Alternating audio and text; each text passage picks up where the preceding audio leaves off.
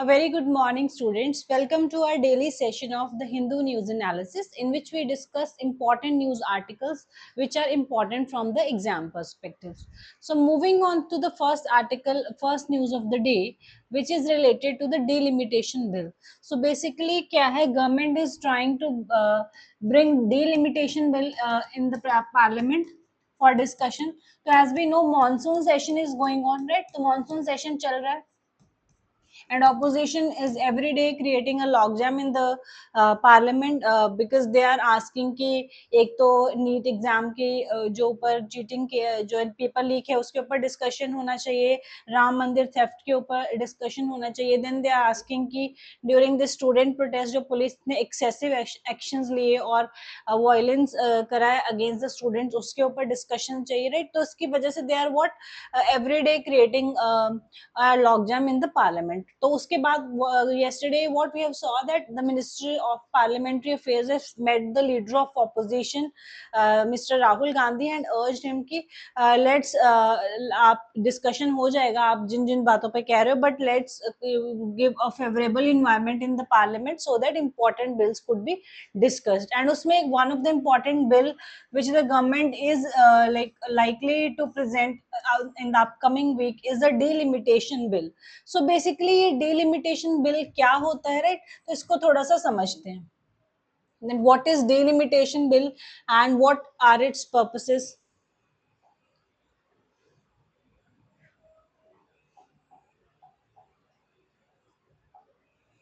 Okay, so when we talk about delimitation, first of all we should understand the meaning of delimitation कि delimitation का मतलब क्या है.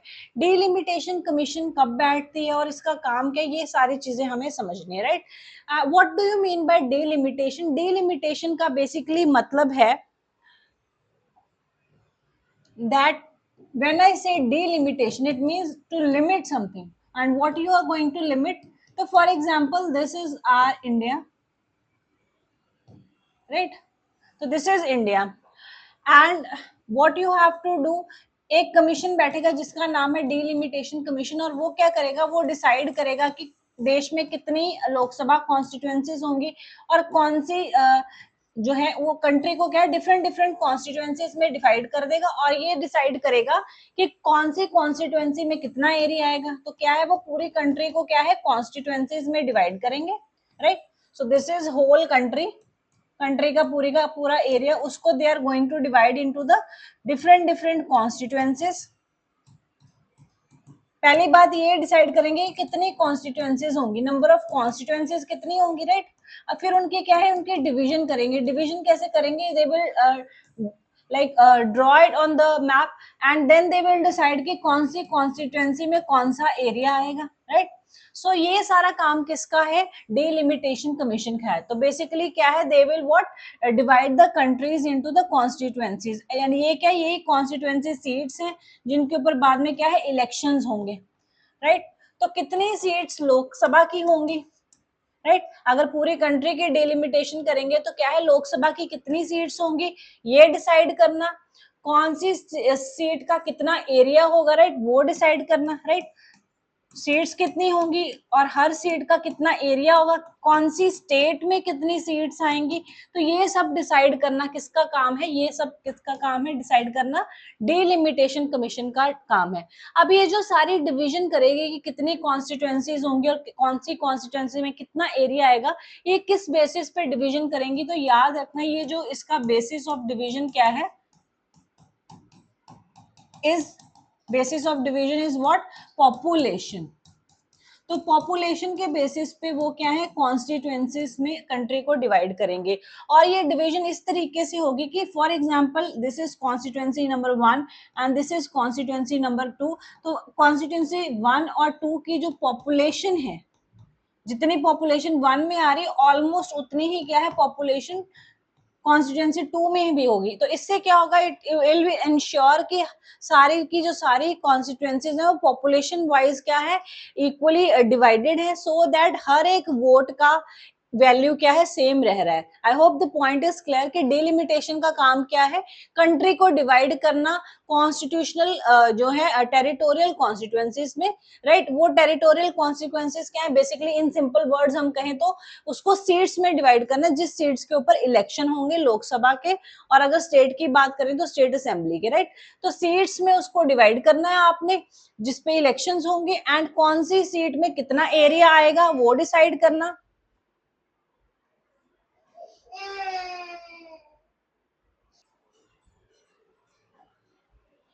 Okay, so let's read, थोड़ा सा notes में से हमने क्या है।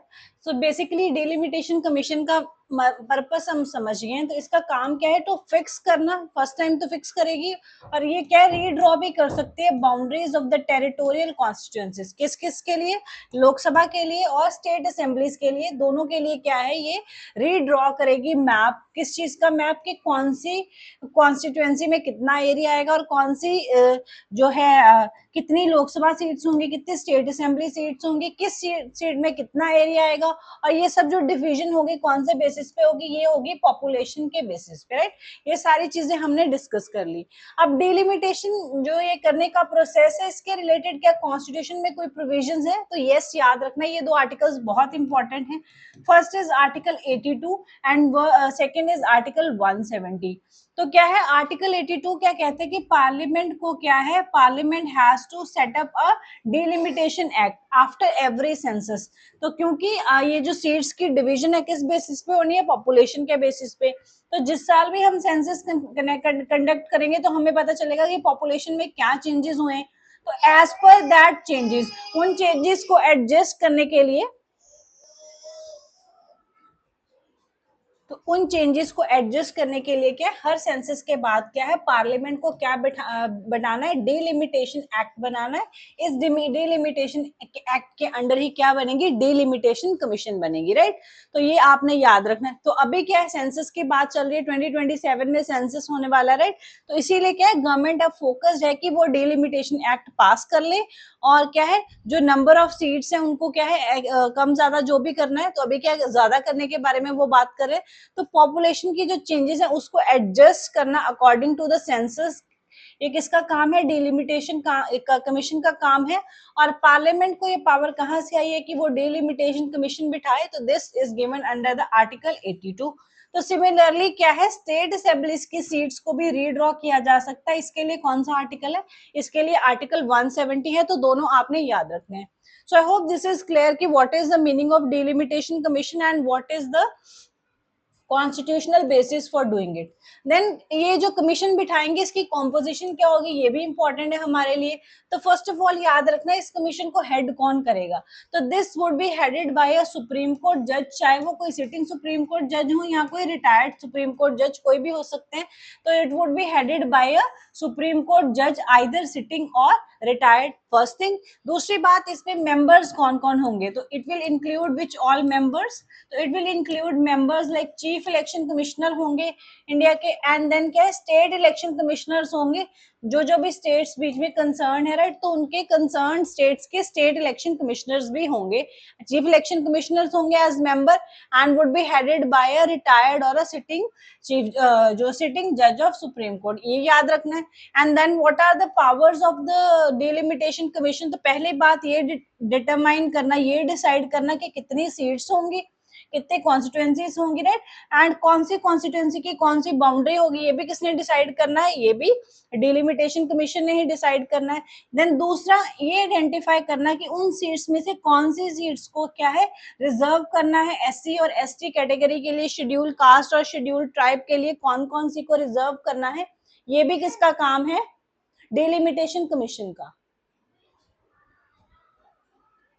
एंड अभी तक कितने कितने बार डिलिमिटेशन कमीशन बनी है, तो वो भी याद रखना है। तो 51 52 में बनी है, 62 में बनी है, 73 में और 2002 में, तो 4 बार अभी तक क्या है, 4 बार डिलिमिटेशन कमीशन इंडिया में बनी है, राइट।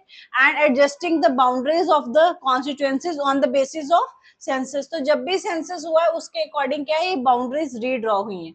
तो इस 2002 के डिलिमिटेशन कमीशन के बारे में आपने याद रखना है कि इस वाले जो था 2002 का, इसमें बाउंड्रीज ही रीड्रॉन हुई है, जो सीट्स थी वो इंक्रीज नहीं हुई। तो लोकसभा की सीट्स इंक्रीज नहीं हुई थी। क्यों? क्योंकि अगर आप देखो 42nd अमेंडमेंट और बाद में 84th अमेंडमेंट ने क्या है, नंबर ऑफ सीट्स को क्या कर दिया था, फ्रीज कर दिया था टिल 2026। इस चीज का क्या मतलब है? इस चीज का ये मतलब है कि ये जो डिलिमिटेशन कमीशन बैठ रही थी हर सेंसस के बाद में, इसका काम सिर्फ लिमिट कर दिया था कि ये सिर्फ रीड्रॉ करेगी मैप, तो रीड्रॉ करेगी, लेकिन सीट्स इंक्रीज नहीं करेगी। सीट्स क्यों नहीं इंक्रीज कर रहे थे? Because basically we wanted to control population. As we know कि सीट्स क्या है, किसके बेसिस पे डिवाइड हो रही थी, पॉपुलेशन के बेसिस पे डिवाइड हो रही। तो इट मींस जिस स्टेट की पॉपुलेशन ज्यादा होगी उसमें क्या है, ज्यादा सीट्स आएंगी। तो इस तरीके से क्या स्टेट्स को पुश मिल रहा था कि दे व्हाट अपनी पॉपुलेशन को कंट्रोल ही ना करें। तो वो जो स्टेट्स एफर्ट्स कर रही थी पॉपुलेशन कंट्रोल करने के लिए, तो उनको क्या ऐसे नुकसान हो रहा है, उनको तो कम सीट्स मिलेंगी। तो इस चीज को देखते हुए कि कंट्री में पॉपुलेशन भी कंट्रोल करनी है, तो ये डिसाइड किया गया कि 2026 तक क्या है, सीट्स तो इंक्रीज नहीं होंगी। जो पॉपुलेशन इंक्रीज हो रही है उनको पुरानी ही जो कॉन्स्टिट्यूएंसीज है उनमें ही उनकी क्या है, रीएडजस्टमेंट की जाएगी।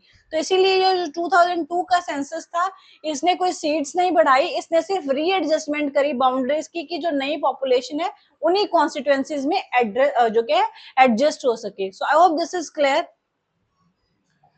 Then it is saying that freeze on the seats. तो अभी हमने डिस्कस किया कि जो 42nd कॉन्स्टिट्यूशनल अमेंडमेंट हुई थी 1976 में, इसने बोला कि लोकसभा और स्टेट असेंबली की सीट्स अब नहीं बढ़ेंगी, राइट, इनके नंबर नहीं बढ़ेंगे। कब तक नहीं बढ़ेंगे? 2000 तक नहीं बढ़ेंगे, राइट। तो 76 में उन्होंने डिसाइड किया कि 2000 तक क्या है, हम कोई भी सीट्स नहीं बढ़ाएंगे, जितनी सीट्स हैं उतनी ही रहेंगी। हर साल हर बार जब भी ये डिलिमिटेशन कमीशन बैठेगी, वो सिर्फ पॉपुलेशन के हिसाब से एडजस्टमेंट करेगी, राइट। तो पॉपुलेशन को एडजस्ट करेगी, नंबर ऑफ सीट्स नहीं बढ़ाएगी। ये क्यों कर रहे हैं? क्योंकि हम पॉपुलेशन को क्या कंट्रोल करना चाह रहे हैं, राइट। एंड देन जब 2000 के पास आ गए हम, तब 2001 में भी क्या सेंसस करवाना था, तो तब अमेंडमेंट एक और करी गई, 84th अमेंडमेंट। एंड इसने क्या किया, इसने ये जो फ्रीजिंग ऑफ सीट्स थी जो 2000 तक लिमिटेड थी, उसको क्या है फर्दर इंक्रीज कर दिया टिल 2026। तो अभी क्या है, 84th अमेंडमेंट के बेसिस पे क्या है, सीट्स कब तक रिजर्व हुई थी, 2026 तक, मतलब दिस ईयर तक सीट्स आपने इंक्रीज नहीं करनी थी। ये जो अमेंडमेंट कौन सी थी, याद रखना है, 84th। 42nd ने कब तक सीट्स को ब्लॉक किया था, 2000 ईयर तक, राइट। और फिर 84th ने उसको इंक्रीज करके कर दिया 2026 तक, राइट। और एक और अमेंडमेंट हुई जो आपने याद रखी, 87th अमेंडमेंट। इसने ये बोला कि डिलिमिटेशन जो है, आप कौन से ईयर का सेंसस यूज करेगा, 2001 के सेंसस के बेसिस पे क्या है, ये जो सारी एडजस्टमेंट होगी सीट्स की, लेकिन क्या है, सीट्स का नंबर इंक्रीज नहीं होगा टिल 2026, राइट। तो अब क्या है, 2026 वाला ये ईयर आ गया, तो that is why they are what introducing delimitation bill, so that क्या है, seats could be increased, right. So I hope this is clear. So let's move back to the news. So इसीलिए क्या है, government is backing for the delimitation bill. Okay, moving on to the next news, and next news is related to the another bill which is government going to like present in the upcoming week, and which is related to the FCRA. And what is this FCRA? This is Foreign Contribution Regulation Act. तो क्या है, जो foreign से contribution आ रही हैं, जो हमें क्या है दूसरे कंट्रीज से, दूसरे कंट्रीज के सिटीजन या दूसरे कंट्री से जो इंडिया के सिटीजन हैं या डिफरेंट ऑर्गेनाइजेशंस हैं, तो दूसरे कंट्री से हमें जो क्या है कॉन्ट्रीब्यूशन आ रहे हैं, जो हमें डोनेशंस आ रहे हैं, जो फंडिंग्स आ रहे हैं, राइट, वो जो आ रही हैं फॉरेन कॉन्ट्रीब्यूशन आ रही है, उनको कैसे क्या करना, रेगुलेट करना। तो बेसिकली क्या है, बहुत सारे एनजीओज हैं, बहुत सारे चैरिटेबल इंस्टीट्यूशंस हैं, हॉस्पिटल्स हैं, एक्सेट्रा एक्सेट्रा, राइट। उनको क्या है, बहुत सारे दूसरे देशों से क्या है फंडिंग आती है, फॉरेन कंट्री से फंडिंग आती है। अब गवर्नमेंट चाहती है कि ये जो फॉरेन कंट्री से जो फंडिंग आ रही है, बेसिकली ये जो कॉन्ट्रीब्यूशन आ रहा है, ये जो डोनेशन आ रही है, इसका कोई भी मिसयूज ना हो। ये नहीं है कि दूसरे देश से जो है हमारे देश में क्या है फंडिंग्स आए, डोनेशंस आए, लेकिन उसका मिसयूज कैसे हो सकता है, उसको क्या है इंडिया की सिक्योरिटी और सेफ्टी के अगेंस्ट यूज किया जा सके, उन्हें ऐसी एक्टिविटीज के लिए उन पैसे का इस्तेमाल हो जाए जो क्या एंटी नेशनल एक्टिविटीज है, तो कोई एंटी नेशनल एक्टिविटी में वो पैसे का यूज ना हो जाए, कोई ऐसे स्टेप्स ना लिए जा सके कि उस पैसे से की सिक्योरिटी को खतरा हो, कोई क्या है यहाँ पे ऑर्गेनाइज्ड प्रोटेस्ट ना हो जाए उन पैसों से, राइट। तो पैसों का बेसिकली मिस यूज ना हो, इसलिए क्या है गवर्नमेंट ने पास किया था foreign contribution regulation act, right. तो पैसों की जो बाहर से डोनेशन आ रही हैं उसकी मैनेजमेंट के लिए एफसीआरए एक्ट जो है पास किया था, राइट। अब इसमें क्या है, इस एफसीआरए एक्ट में कुछ अमेंडमेंट्स ऑफर किए जा रहे हैं, राइट, अंडर दिस बिल 2026। लेकिन क्या है, अभी ये जो इसमें जो प्रपोज्ड चेंजेस हैं, जो चेंजेस प्रपोज किए गए हैं, उनके ऊपर बहुत ही कंट्रोवर्सी चल रही है, और बहुत सारी जो स्पेशली जो रिलीजियस ऑर्गेनाइजेशंस हैं, राइट, उनको क्या है, दे आर फीलिंग कि ये उनके लिए क्या है, उनके प्रति डिस्क्रिमिनेटरी हो रहा है, राइट। तो that is why specially the religious NGOs are what asking the government to reconsider कि जो भी उन्होंने प्रपोज अमेंडमेंट्स सोची है, राइट। एंड कौन कौन सी वो प्रपोज अमेंडमेंट्स है जिससे दिक्कत आ रही है, तो इसमें एक जो मैक्सिमम जिसके ऊपर कंट्रोवर्सी हो रही है, वो आपने याद रखनी, it is asking to set up a designated authority. तो इसमें एक क्लॉज है जो कहता है कि government has to set up what a designated authority. तो गवर्नमेंट एक डेजिग्नेटेड अथॉरिटी लगाएगी, एंड इस डेजिग्नेटेड अथॉरिटी का काम क्या होगा, तो इसका काम होगा कि जितनी भी एसेट्स हैं उस एनजीओ की, उस ऑर्गेनाइजेशन की जिसका जो है एफसीआरए लाइसेंस रीन्यू नहीं हुआ, जिसका जो है एफसीआरए लाइसेंस जो है, रजिस्ट्रेशन जो है वो रीन्यू नहीं हुआ किसी कारण, या उसका जो कैंसल हो गया, राइट। तो if it is not able to review its license, its registration with the government, and if its FCRA registration is cancelled due to any reason, कोई भी रीजन के कारण अगर किसी ऑर्गेनाइजेशन का ये जो एफसीआरए के अंडर उसको रजिस्टर करना है, बिकॉज देखो आप किसी भी फॉरेन कंट्री से फंडिंग तभी ले सकते हो, डोनेशन तभी ले सकते हो, फर्स्ट ऑफ ऑल आपको क्या करना पड़ेगा, एफसीआरए के अंडर क्या करानी पड़ेगी, रजिस्ट्रेशन करानी पड़ेगी, राइट। तो किसी भी ऑर्गेनाइजेशन को पहले क्या है, रजिस्ट्रेशन करानी पड़ेगी under the FCRA, and ministry of home affairs के अंडर ये होगी, राइट।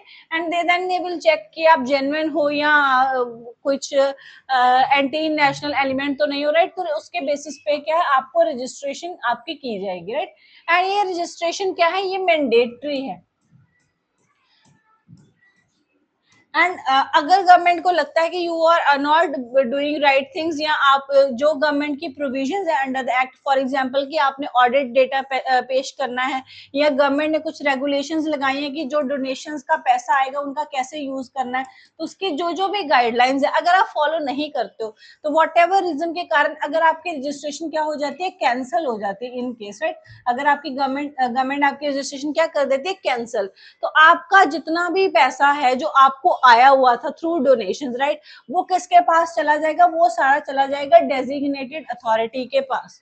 तो ये this is something which is disturbing the NGOs and the organisations की हमारा जो पैसा, अगर किसी हो सकता है समटाइम्स हम अपडेट ही नहीं करवा पाए रजिस्ट्रेशन, हो सकता है organisation is genuine, but may be due to some lack of some documentation और कुछ पेपर वर्क में प्रॉब्लम के कारण हो सकता है उनका रजिस्ट्रेशन कैंसिल हो जाए। तो ये तो क्या हुआ कि उनका सारा का सारा जो डोनेशन है वो एक डेजिग्नेटेड अथॉरिटी के पास चले जाएगा, और उनकी एसेट्स भी क्या है, डेजिग्नेटेड अथॉरिटी के अंडर आ जाएंगी, और ये डेजिग्नेटेड अथॉरिटी अगर चाहे तो उनको उन एसेट्स को बेच भी सकता है, कैन सेल ऑल्सो। तो क्या है, कितनी ह्यूज पावर्स दे दी है इस डेजिग्नेटेड अथॉरिटी को। This is something which is concerning the NGOs and organisations. then another thing इसमें जो it is which is affecting this the religious organizations mainly, they are saying they it has mentioned particularly for the religious organizations कि जो religious organisation जिनको क्या है foreign contributions आ रहे हैं, तो एक लिस्ट बना दी है गवर्नमेंट ने कि आप ये एक्टिविटीज के लिए ही पैसे को यूज कर सकते हो, राइट। तो एक स्पेसिफिक लिस्ट आ गई है कि ये जो रिलीजियस ऑर्गेनाइजेशन है, अगर बाहर से कोई डोनेशन आती है तो उनको किस किस पर्पस के लिए यूज कर सकते हैं, फॉर एग्जाम्पल एजुकेशन के लिए, हेल्थ के लिए, राइट। तो एक्सेट्रा लिस्ट आ गई है, लेकिन स्पेसिफिक लिस्ट है। इट मीन्स उनको स्पेसिफाई कर दिया कि आपने पैसे को किस पर्पस पे यूज करना, और स्पेशली एक मेंशन करा है पॉइंट कि किसी भी कोई भी जो रिलीजियस ऑर्गेनाइजेशन है, कोई भी पैसा जो आता है उसको कन्वर्जन के लिए नहीं यूज करेगी। तो जो कोई भी फंडिंग है उसको कन्वर्जन के लिए यूज नहीं किया जा सकता कि to convert other people into your religion, right. तो उसको रोकने के लिए भी क्या इसमें मेंशन करा हुआ है, right. Then it is also asking कि यू हैव टू स्पेसिफाई कि जो आपकी डोनेशन आएंगी आप उसको कौन सी एक्टिविटी में यूज करोगे। आपको स्पेसिफाई करना पड़ेगा कि आपकी जो डोनेशन आई है आप इसको कौन सी एक्टिविटी में और इंडिया के कौन सी स्टेट में यूज करोगे, राइट। तो ये आपको सारा क्या बताना पड़ेगा गवर्नमेंट को विद इन 1 ईयर। तो आपको सारी इंफॉर्मेशन गवर्नमेंट को स्पेसिफिकली बतानी पड़ेगी कि आप पैसे का किधर कैसे क्या इस्तेमाल करोगे, राइट। तो ये सारे जो स्ट्रिंजेंट प्रोविजंस है, many organisation are what protesting against it. तो लेट्स सी अभी बिल पास होता है कि नहीं, अभी तो that is a long way अभी इसके लिए। तो let's see, but these are what controversial, इसमें जो प्रपोज्ड अमेंडमेंट्स है जिसके ऊपर क्या है बार बार ये न्यूज में आ रहा है। So I thought we should discuss it. Let's move on to the next news article. Okay, moving on to the next news. It is related to the ministry, defense ministry grilled by PAC on payment delays. तो basically क्या है, PAC ने जो है defence ministry से question करे and पूछा है कि why the payments are being delayed by them, कि जो पेंशंस की और उनके मेडिकल पेमेंट्स है वो क्या है डिले क्यों हो रही है। तो वो एक पूछा है, but I want to talk about is PAC. What is PAC? So PAC basically stands for Public Accounts Committee. तो ये क्या है, इसका फुल फॉर्म क्या है, public accounts committee. And what is this public accounts committee, इसके बारे में थोड़ा सा हम समझते हैं। So let's move on to the okay. So when I say that public accounts committee, तो ये क्या है, PAC is what, this is basically a financial committee, financial committee of the parliament. तो ये क्या है, पार्लियामेंट का एक फाइनेंशियल कमेटी है।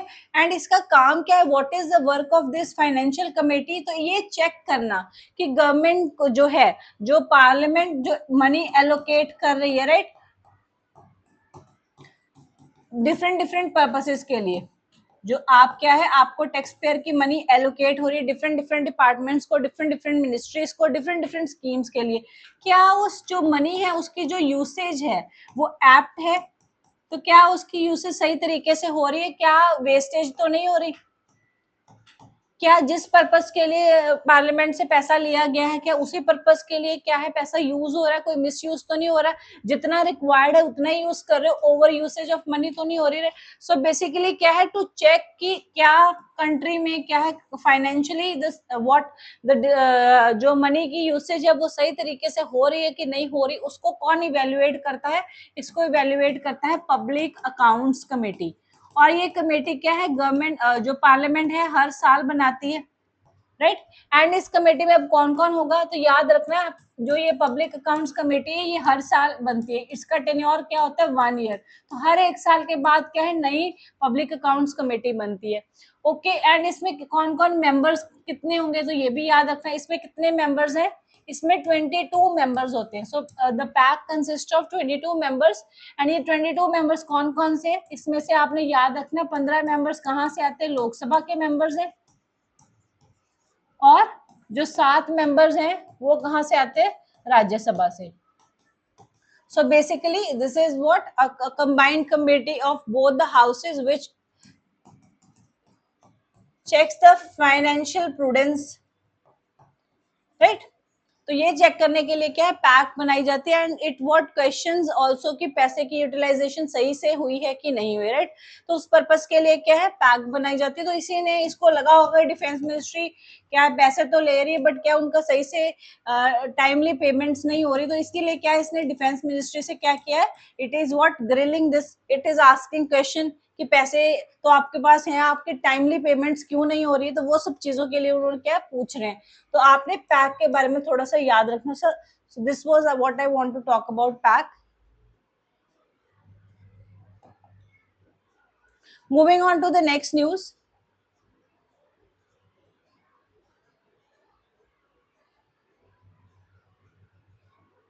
Okay, this is a news related to the जो स्पेशल इंटेंसिव रिवीजन चल रहा है वोटर लिस्ट का। एज वी नो कि क्या है, इलेक्शन कमीशन ऑफ इंडिया क्या है, वोटर लिस्ट को अपडेट कर रही है बाय अ एक्सरसाइज जिसका नाम है स्पेशल इंटेंसिव रिवीजन, राइट। इसमें क्या है, supreme court to consider Congress MPs petition alleging targeted deletion of voters in UP. तो बेसिकली क्या है, opposition has filed plea in the supreme court, जहां पे वो कह रहे हैं कि फॉर्म नंबर 7 का मिसयूज हो रहा है। So you need to know that what is this form number 7। Form 7 क्या है, तो basically form 7 is under the registration under the representation of people's act. तो रिप्रेजेंटेशन ऑफ पीपल एक्ट 1950 के under क्या है, there is a provision of form number 5 and form 6, दोनों याद रख लेने आपने। तो क्या है, जब भी किसी नए वोटर ने रजिस्टर होना है, right, for the registration of new voter, अगर कोई न्यू वोटर रजिस्टर होना चाहता है तो उसको कौन सा फॉर्म भरना पड़ेगा, फॉर्म 6। तो आप जब आपने पहली बार वोट बनवानी है, राइट, तो आपको कौन सा फिल करके देना पड़ेगा इलेक्शन कमीशन को, फॉर्म, याद रखना है फॉर्म नंबर 6। लेकिन फॉर्म नंबर 7 क्या है जिसका मिसयूज हो रहा है, जो न्यूज में है, ये क्या है, it is for the deletion of the deletion from the voter list. तो अगर आपने अपना नाम वोटर लिस्ट से कटवाना है, राइट, तो उसके लिए ये है। एंड ये क्या, डिलीशन किसी पर्पस जो कुछ ग्राउंड्स है मेंशन्ड है उन्हीं पे हो सकते हैं। फॉर एग्जांपल, अगर आपका एड्रेस चेंज हो गया, राइट, तो आपने वहां से वोट कटवा के अपने नए एड्रेस पे बनवानी है, राइट। या इन केस पर्सन की डेथ हो गई है तो उस केस में उसकी क्या है, फॉर्म नंबर 7 फिल करके उसकी वोट क्या है, डिलीट करनी पड़ेगी, राइट। तो इन सारे पर्पसेस के लिए क्या है, form number 7 is use, right. तो बेसिकली क्या भी अपोजिशन पार्टीज क्या कह रही है, अपोजिशन पार्टीज ये कह रही है दैट द ये जो फॉर्म नंबर 7 की क्या है, बल्क फिलिंग हो रही है और बहुत सारे जो है जेन्युइन वोट्स भी डिलीट किए जा रहे हैं। So that is why it is in use. Okay, so form number 7 आपने याद रखना है।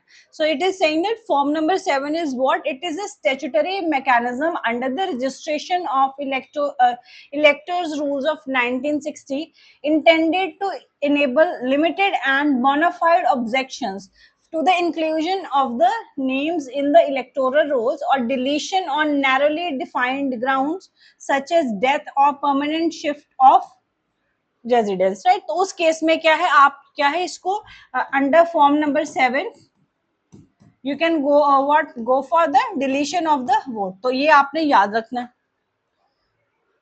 So let's move on to the next news and ये state specific information है, sometimes पूछ लेते हैं as a one liner question, तो याद रखना है।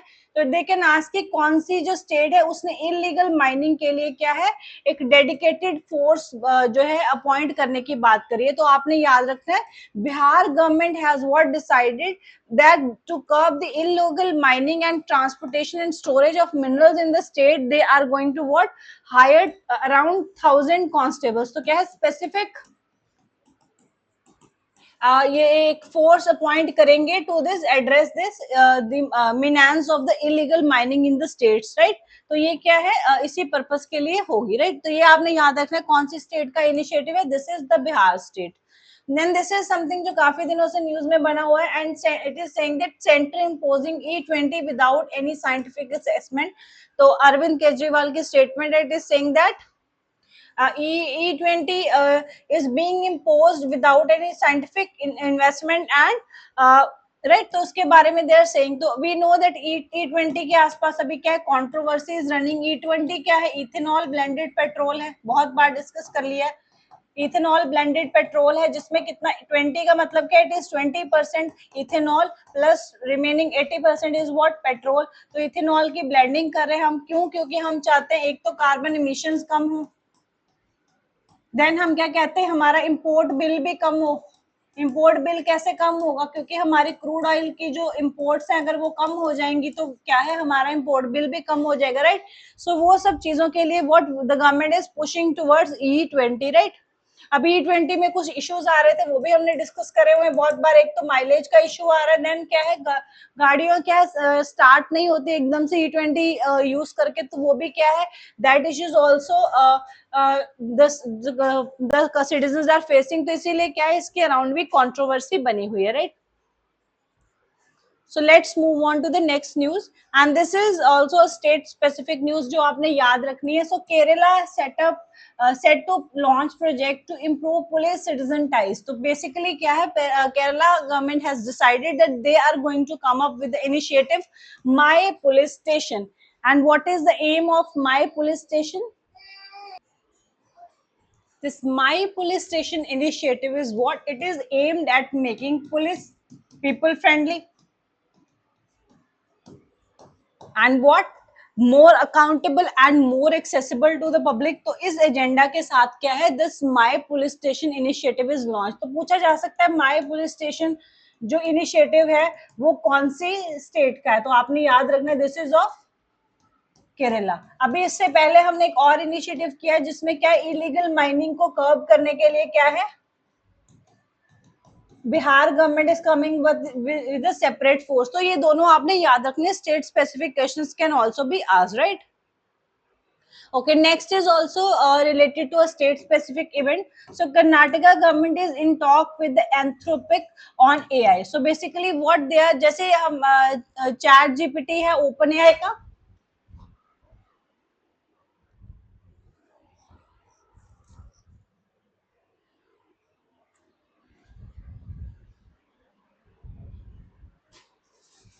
ऐसे ही क्या है एंथ्रोपिक है,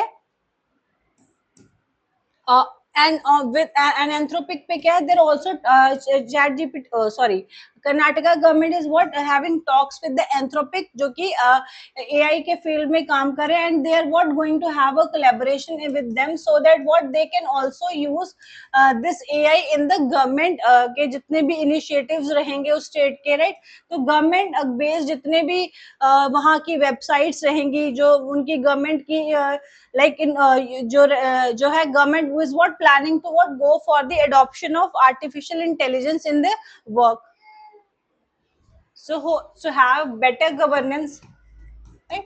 तो better governance के लिए क्या है, they are going to what opt for use of AI in governance. So they are using AI in governance, and कौन सी गवर्नमेंट ये प्लान कर रही है, this is the planning of Karnataka government. तो लेट्स सी उनके टर्म्स कैसे क्या डिसाइड होते हैं over the period of time, इस पे डेवलपमेंट हम देखेंगे, बट इतना अभी आपने याद रखना है। So अभी इवन इन झारखंड क्या है, students are protesting right over the paper leaks and जो वहां पे कॉम्पिटिटिव एग्जामिनेशंस में जो इरेगुलरिटीज पाई गई हैं, तो अभी झारखंड में भी पर्टिकुलरली क्या students are sitting on protest and they have what formed 11 member delegations भी बना लिया है to talk with the Jharkhand government for their demands. तो this is also in news, तो ये भी थोड़ा सा आपने याद रखना कि कौन सी स्टेट में भी क्या स्टूडेंट प्रोटेस्ट हो रहे हैं, तो it is Jharkhand. Okay, then it is same Supreme Court to consider Congress MP's petition alleging Form 7 misuse, तो ये हमने देख लिया। Okay, then government is what urging the citizens to what celebrate National Handloom Day. तो याद रखना this is important. National Handloom Day कब होता है? National Handloom Day is celebrated on 7th of August every year, right? And why this is celebrated on 7th of August? तो अगर याद हो तो हमने पहले भी डिस्कस किया था, पार्टीशन ऑफ बंगाल हुआ था। तो अंग्रेजों ने क्या है, बंगाल को डिवाइड किया था, बंगाल की पार्टीशन कर दी थी, किसमें, ईस्ट बंगाल में और वेस्ट बंगाल में। और ये पार्टीशन कब हुई थी, 1905 में हुई थी, राइट। एंड ये क्यों हुई थी, and partition of Bengal was basically done to what, weaken the nerve center of Indian nationalism. तो क्या है, Bengal was the nerve centre of India's freedom fight. तो क्या है, so weaken the nationalist sentiment, weaken the nationalism and the freedom struggle. उसको weak करने के लिए क्या है, गवर्नमेंट ने डिसाइड किया था, ब्रिटिश गवर्नमेंट ने, टू पार्टीशन द बंगाल। तो इस अगेंस्ट पार्टीशन ऑफ बंगाल के अगेंस्ट क्या है, जो हम इंडियन फ्रीडम स्ट्रगल के जो फाइट कर रहे थे, एंड पर्टिकुलरली क्या थे उस टाइम पे, इंडियन नेशनल कांग्रेस थी, इंडिया की पॉलिटिकल रिप्रेजेंटेटिव। तो क्या इन्होंने एक लॉन्च करी थी movement, and what was the name of that movement was स्वदेशी मूवमेंट। तो बेसिकली क्या है, गवर्नमेंट, ये जो ब्रिटिश गवर्नमेंट ने ये जो पार्टीशन ऑफ बंगाल अनाउंस किया था to weaken the Indian freedom struggle, इसके रिटेलिएशन में क्या है, इंडियंस ने क्या लॉन्च किया, स्वदेशी मूवमेंट। एंड ये मूवमेंट कब लॉन्च हुई, तो ये मूवमेंट लॉन्च हुई थी 7 अगस्त को, राइट। तो उसी दिन को क्या है, कोमेमोरेट करने के लिए, in the memory of this swadeshi movement, right, government has what decided कि इस दिन क्या है, हम नेशनल हैंडलूम डेज मनाया करेंगे। एंड स्वदेशी मूवमेंट ने ये जो इंडियंस ने क्या किया था, इन्होंने क्या किया था, दे बाइकॉटेड द ब्रिटिश गुड्स। सो उन्होंने फॉरेन गुड्स का क्या था, बाइकआउट किया था। एंड जो इंडियन गुड्स थे in every field, be it handlooms, be it education, be it art, तो हर तरीके की क्या जो इंडियन प्रोडक्ट था उसको अपना लिया, और जो फॉरेन गुड्स थे उसका बाइकआउट कर दिया। ये क्या थी, स्वदेशी मूवमेंट। किसके रिटेलिएशन में आई थी, पार्टीशन ऑफ बंगाल के रिटेलिएशन में। पार्टीशन ऑफ बंगाल कब हुआ था, 1905 में। एंड इसी दिन को क्या सेलिब्रेट करने की बात हो रही है, नेशनल हैंडलूम डे। तो इसको क्या है, नेशनल हैंडलूम डे सेलिब्रेट करते हैं। तो that is what prime minister is urging की जैसे आपने फ्रेंडशिप डे मनाया है, ऐसे आप नेशनल हैंडलूम डे भी मनाओ, right. So I hope this is clear. Moving on to the next news, which is a High Court direction to the Assam government. So it is asking the Assam government to stop fresh encroachments in the Manas Reserve. तो याद रखना है, it is a protected area, and it is what, it is a national park भी है. Manas is a national park also, and it is a tiger reserve also. तो मानस national park tiger reserve भी है। तो याद रखना ये कौन से स्टेट में, इट इज इन असम। तो लोकेशन आपको याद होनी चाहिए प्रोटेक्टेड एरियाज की। तो इसमें कुछ प्रोजेक्ट्स के लिए क्या है, इंक्रोचमेंट हो रही है, तो हाई कोर्ट हैज डायरेक्टेड कि इंक्रोचमेंट आपको बंद करनी पड़ेगी, राइट। तो उसके कॉन्टेक्स्ट में ये न्यूज थी, लेकिन आपने लोकेशन याद रखनी है, मानस नेशनल पार्क, जो कि प्रोजेक्ट टाइगर भी है, कहाँ पे है, it is in Assam. Okay, this was this thing we have already discussed, that FCRA bill is religious neutral, assures the Christian bodies. तो क्या है, जो religious point मैंने discuss किया था, उस पे religious NGOs and particularly क्या है, Christian जो NGOs है, they are fearing कि क्या है, जो हमें foreign contributions आएंगी उसके ऊपर क्या है, issues हो सकते हैं. That is why they are protesting against this new bill. तो but the home minister have assured कि ऐसा कुछ नहीं है, this is a neutral, religious neutral bill है। तो ये उन्होंने इंश्योर किया है।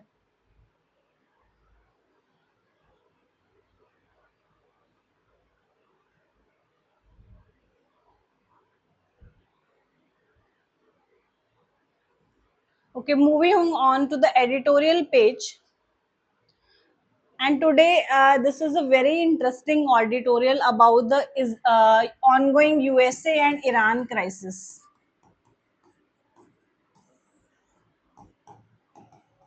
It is talking about how and why, with what mindset USA started it, and अब USA कहाँ इसमें सब में फंस गया, and what could be the way out for US, right? तो इसके ऊपर ऑथर ने अपने कुछ व्यूज दिए हैं, right?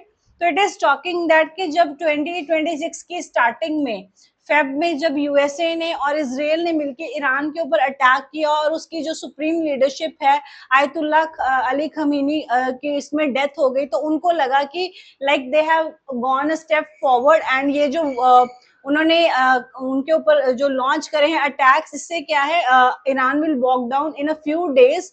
But to their surprise, ये जो वॉर उन्होंने स्टार्ट कर दी, ये not even in weeks, not even in days, अभी क्या है, it's past over more than 5 months हो गए and it is still not coming to an end. तो जो उन्होंने सोचा था यूएसए ने कि it will end in a few days after USA will eliminates it's highest leadership, तो उनको लगा था कि अगर उनके सुप्रीम लीडर को रिमूव कर देंगे और क्या है लीडरशिप क्राइसिस क्रिएट कर देंगे, तो क्या है Iran would what walk down in front of them and वो सब ये जो इतना इतना क्राइसिस ये जो हो गया ये तो उन्होंने एक्सपेक्ट नहीं किया था। तो this is something which USA has not expected कि ऐसा कुछ रिस्पॉन्स आ सकता है, राइट।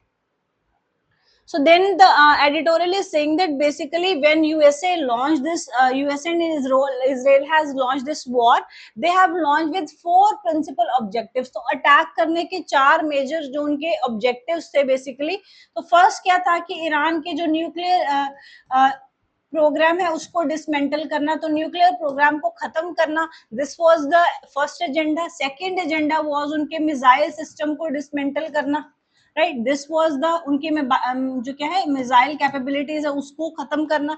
देन देयर वाज कि टू वीकन द ईरान इन सच अ वे कि जो उनके एलाइड एक्सेस ऑफ रेजिस्टेंस है, तो उस एक्सेस ऑफ रेजिस्टेंस को भी क्या है और वीक कर देना, फिनिश कर देने का एजेंडा भी क्या था, ये भी और यूएसए का एजेंडा था। दे वर प्लानिंग कि अगर ईरान वीक हो जाएगा तो then it will stop what supporting Hamas, Houthis and Hezbollah, right. But ऐसा कुछ भी नहीं हुआ, rather Houthis are coming up in support of Iran and they have even blocked red sea वाला चोक पॉइंट भी, वो भी हमने डिस्कस किया है बहुत बार। And fourth and the major reason जिसकी वजह से क्या है this all this thing happening is because USA want a regime change in Iran. तो दे आर वांटिंग कि ऐसा कोई रिजीम, ऐसी कोई पार्टी, ऐसा कोई लीडर पावर में आए ईरान में जो क्या है प्रो अमेरिका हो, राइट, जैसे पहले था 1979 की इस्लामिक रेवोल्यूशन से पहले था, राइट। तो दे आर एक्सपेक्टिंग समथिंग, कुछ वैसा रिजीम चेंज हो जाए और जो क्या है यूएस और वेस्ट फेवर वाला कोई रिजीम आ जाए ईरान में, राइट। लेकिन इनमें से कुछ भी नहीं हो पाया है। तो ये जो 4 ऑब्जेक्टिव के साथ यूएसए ने स्टार्ट किया था, इनमें से they are not able to achieve even a single objective, right. And then अभी तो ये जो इतने बड़े बड़े सोचे थे रिजीम चेंज वाले सपने जो थे वो तो बहुत दूर रह गए। अब तो वो इस सिचुएशन पे आ गए कि now they are what fighting over strait of Hormuz only, जो कि बीच में कभी एजेंडा भी नहीं था कि स्ट्रेट ऑफ हॉर्मोज को खोल दो और स्ट्रेट ऑफ हॉर्मोज में फ्री फ्लो ऑफ जो है कमर्शियल शिपिंग होना चाहिए। अब बात इस चीज की हो रही है जो कि एजेंडा भी नहीं था फाइट का। सो दिस इज अगर ध्यान इसको सोचे हम डीपली तो indirectly this is what victory for Iran because वो it has able to shatter the all the goals जो यूएसए ने सोचे थे उसको अटैक करने से पहले, राइट। तो let's see, so it is saying that ये जो आप जो बेसिकली यूएसए का डिसीजन है this is basically that mister Trump's grave miscalculation. तो कहते हैं उन्होंने थोड़ा सा कम आंक लिया है ईरान को। उन्होंने सोचा कि जैसे वेनेजुएला में they what went to Venezuela, वहां पे उन्होंने they attacked it and they what came without any casualties एंड वहां के जो प्रेसिडेंट है निकोलस मदुरो उनको अबडक्ट कर लिया, राइट। एंड क्या है एकदम से वेनेजुएला को इन्वेड कर लिया एंड उसके ऐसा जब रिस्पॉन्स क्या है जो वाइस प्रेसिडेंट था वो वेस्ट जो वाइस प्रेसिडेंट थे वहां के वो एकदम से यूएसए के सपोर्ट में चले गए, राइट। तो कुछ भी नहीं वहां पे यूएसए का नुकसान हुआ एंड क्या है वेरी इजिली दे इन्वेडेड वेनेजुएला। तो उनको लगा similar situation they can what go for in Iran also कि जब वो ईरान के सुप्रीम लीडर को रिमूव कर देंगे तो जो नीचे वाली लीडरशिप है वो अल्टीमेटली क्या है उनके साथ अलाइन कर जाएगी। लेकिन ऐसा नहीं हुआ। तो ये उनकी फर्स्ट मिस कैलकुलेशन थी। सेकेंड मिस कैलकुलेशन यहाँ हो गई क्योंकि उनको लगा कि ईरान में कुछ प्रोटेस्ट वगैरह चल रहे हैं तो उसका फायदा उठाया जा सकता है, लेकिन ऐसा उसका भी कोई फायदा नहीं उठाया गया, राइट। तो क्या है जो ये सोचा गया कि कुछ दिनों में खत्म हो जाएगा ये कॉन्फ्लिक्ट, ये अब महीनों पे चला गया है और इसमें से कुछ भी नहीं निकल रहा एंड अभी भी ईरान क्या है standing strongly and is not going down to any of the demands of the USA. तो ये मिस कैलकुलेशन तो यूएसए की हो गई है, right. So then it is saying कि ईरान का रिस्पॉन्स 3 पिलर्स पे बेस्ड था बेसिकली। तो 3 फैक्टर्स पे ईरान ने सोचा कि अपना रिस्पॉन्स कैसे देना है इस यूएसए के अटैक को। तो 3 पिलर्स क्या थे? फर्स्ट ऑफ ऑल उन्होंने सोचा कि हमें इसको क्या है, we have to preserve the state. तो चाहे हमारी लीडरशिप चली गई है, but we have to preserve the state and preserve the state in the existing form only, right. तो क्या है, वहां पे कोई लीडरशिप क्राइसिस नहीं होने दिया, first of all. Then they have, उनका दूसरा एजेंडा क्या था? टू रीजनलाइज द वॉर, कि इसको रीजनल वॉर बना दिया जाए। And third it was to increase the economic cost through the horizontal escalation. तो क्या था उनका थर्ड, क्या था? एक्सपेंसिव कर दी जाए और वॉर को कैसे इसको बढ़ा दिया जाए। कैसे बढ़ा दिया? नाउ यू कैन सी, पहले क्या था? Only strait of Hormuz was blocked. Now it is what, even red sea वाला जो एरिया है उसमें बबल मंदेब पे भी क्या है, अटैकिंग हो रही है बाय द हाउदीज, राइट। तो क्या है, एस्केलेशन हॉरिजॉन्टली बढ़ गई and it has become costlier to remain in the war, right. तो वो तीनों जो पिलर उन्होंने डिसाइड किए थे, they have what able to like maintain it and they have in a way responded, जैसे उन्होंने सोचा था वैसे ही किया, right. So it is second, it is saying that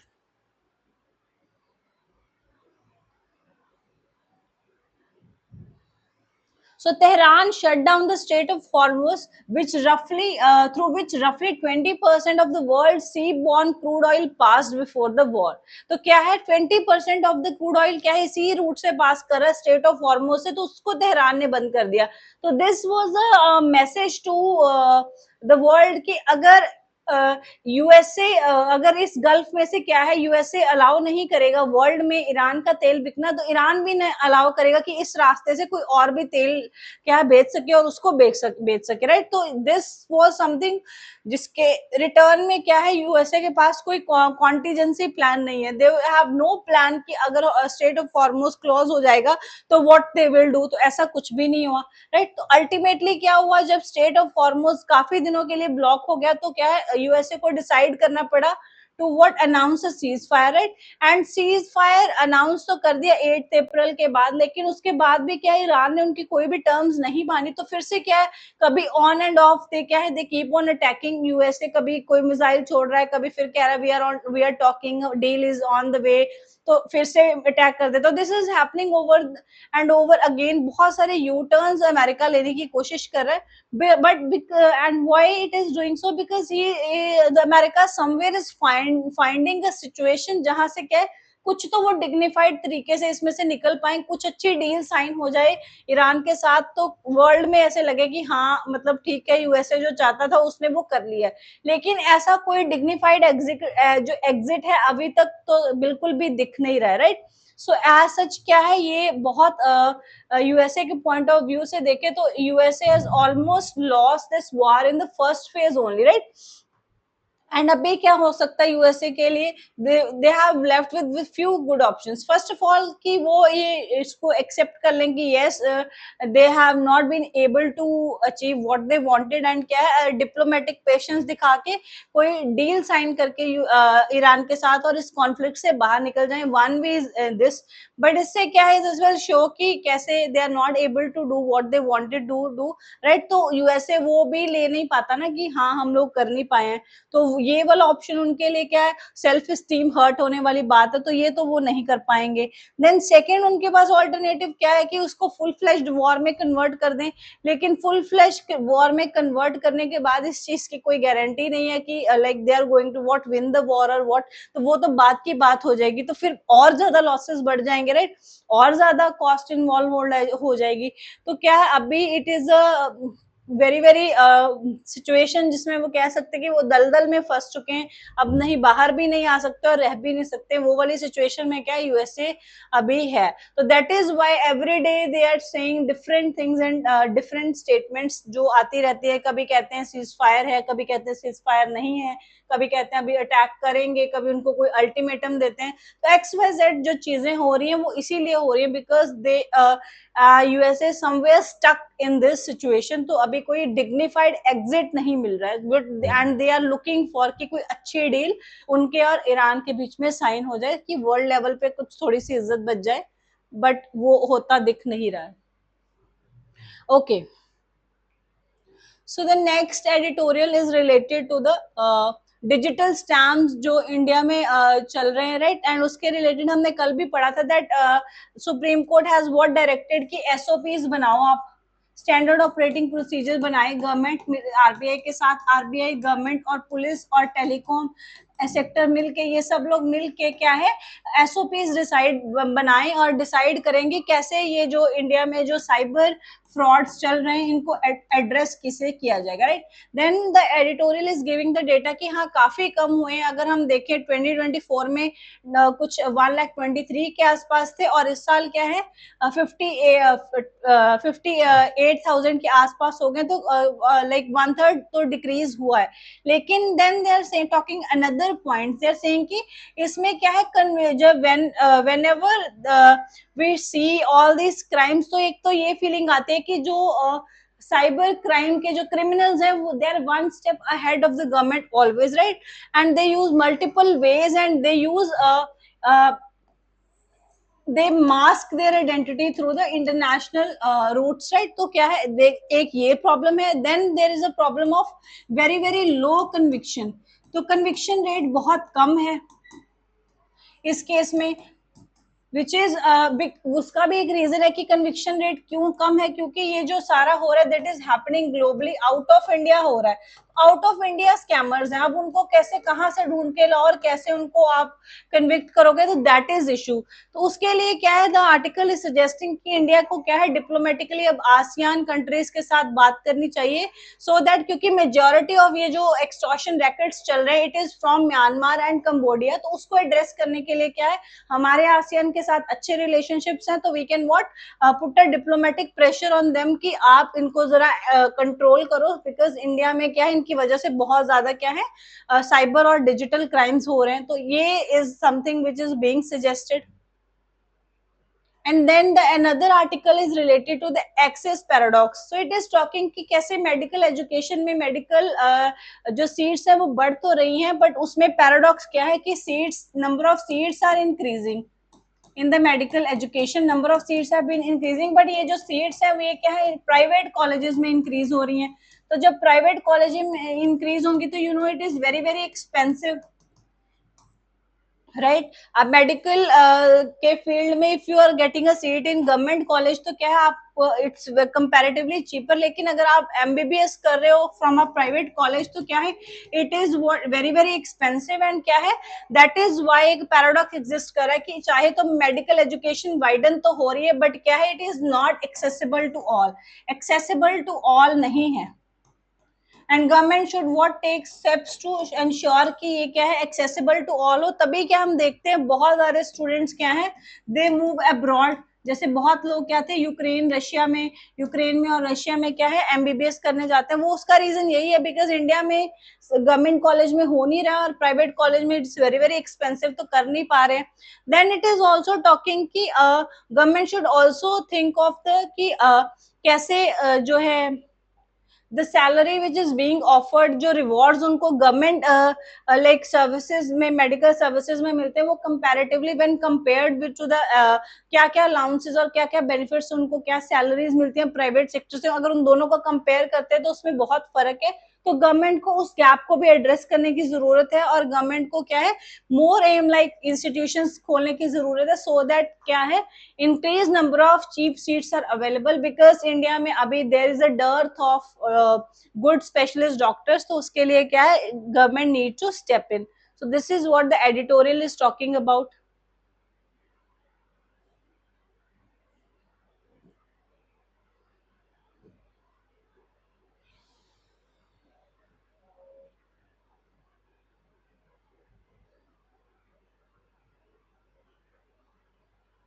Okay, so government has recently allowed 23,371 CR for the Govardhan scheme. And what is this Govardhan scheme? ये याद रखना है, जब भी कोई स्कीम पढ़ो उसकी मिनिस्ट्री पता होनी चाहिए कि वो किस मिनिस्ट्री के अंडर आएगी और उसका एम पता होना चाहिए ये जो स्कीम है किस पर्पस के लिए लॉन्च करी है। So Govardhan stands for galvanised organic bio agro resource Dhan, क्या है इसमें बेसिकली गोवर्धन स्कीम के अंडर काम क्या करना है, to raise local compressed biogas production. तो क्या है, you have to increase the production of biogas की जो प्रोडक्शन है उसको इंक्रीज करने के लिए क्या है, आपने गोवर्धन स्कीम यूज करी थी एंड ये प्रोडक्शन आपने लोकली इंक्रीज करनी है, राइट। एंड क्या है, गवर्नमेंट कैसे करेगी इसमें हेल्प, तो by giving what capital subsidies दे सकती है, by making infrastructures and what easier access to the finance, this is what how the government can help। and इसमें क्या है, कौन कौन से सेक्टर्स होंगे, इन्वॉल्व हो जाएंगे। तो when you are focusing on producing biogas, तो क्या है, बायोगैस कहाँ से आएगी, फ्रॉम एग्रीकल्चर सेक्टर से आएगी। तो क्या है, एग्रीकल्चर सेक्टर यूज होगा, you can what use agriculture residue से, कैटल डंग से, शुगर इंडस्ट्री के वेस्ट से, क्या है, बायो जो म्युनिसिपल कॉर्पोरेशन का ऑर्गेनिक वेस्ट है, ये सब चीजों से क्या है, आप बायोगैस प्रोड्यूस कर सकते हो, राइट। एंड देन इसको क्या है, बायोगैस को ब्लेंड भी कर सकते हो सीएनजी में, राइट। और उसको क्या है, PNG as a pipe natural gas भी यूज कर सकते हो, तो right. So basically what you are moving toward the renewable energy sources. तो उसी में एक स्कीम जो है which is helping the government is Govardhan scheme, जिसमें फोकस क्या है, बायोगैस प्रोडक्शन को इंक्रीज करने के लिए। और इसमें आपका सारा जो भी जितना आपका बायो वेस्ट है, एग्रीकल्चर वेस्ट है, जितना भी आपका ये सीवेज वेस्ट है, वो सारा यूज हो सकता है टू प्रोड्यूस बायोगैस, राइट। तो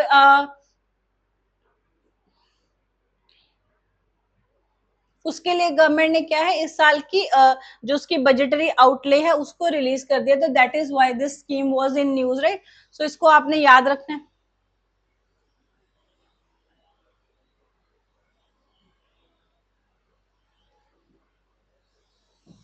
Okay, so this was all from today's newspaper. I hope you liked the session. If you have any doubt, feel free to ask us in the comment section. Thank you so much, students. Have a great day.